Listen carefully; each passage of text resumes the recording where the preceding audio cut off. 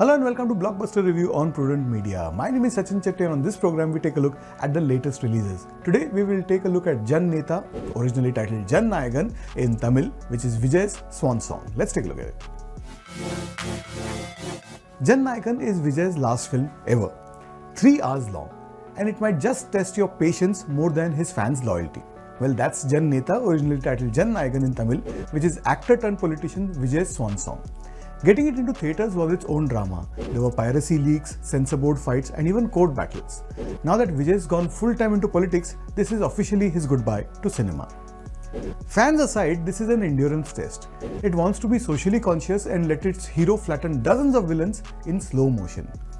Directed by H. Vinod, loosely based on the Telugu hit Bhagwant Kesari, the runtime is just over 3 hours, but it feels longer. 30-second scenes stretch into 5-minute ones, like watching paperwork move through a government office. The biggest shock isn't the action though. It's how overtly political this film gets, which explains its censor board headaches. There's sharp dialogue about governments needing to fear the public lines and about dividing voters among caste and religion. And there's also a moment nudging the state back to the center. The weirdest part is several lines are muted entirely. You see the actors' lips moving, but there is no sound. One of the missing lines even has references to Saddam Hussein.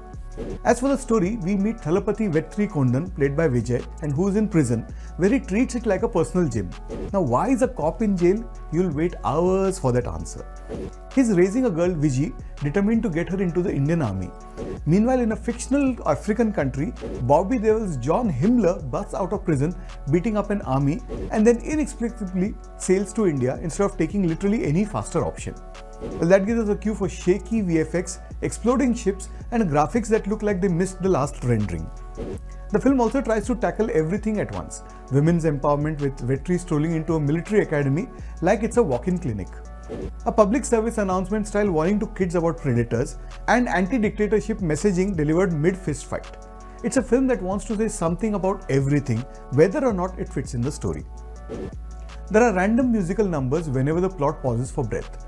Pooja Hegde pops up occasionally as a TV journalist, and there's also a nod to M.G. Ramachandran, the actor turned politician's blueprint Vijay clearly seems to be following. On performances, Bobby Deol clearly enjoys playing the villain again, familiar ground after Alpha, but he gets one genuinely strong, vulnerable scene. Vijay brings full charisma and sincerity, but charisma alone can't save a film that mistakes volume for impact and length for meaning. So is Neta a fitting farewell? For die-hard fans, maybe yes. For everyone else, you might be checking your watch by the second hour. I'm going to go with 1.5 out of 5 stars for Vijay's farewell film called Neta. Well, that's what I thought of Neta, also known as Nayagan. Let us know what you think, and I'll be back with you next week with more movie reviews. Till then, it's goodbye from me.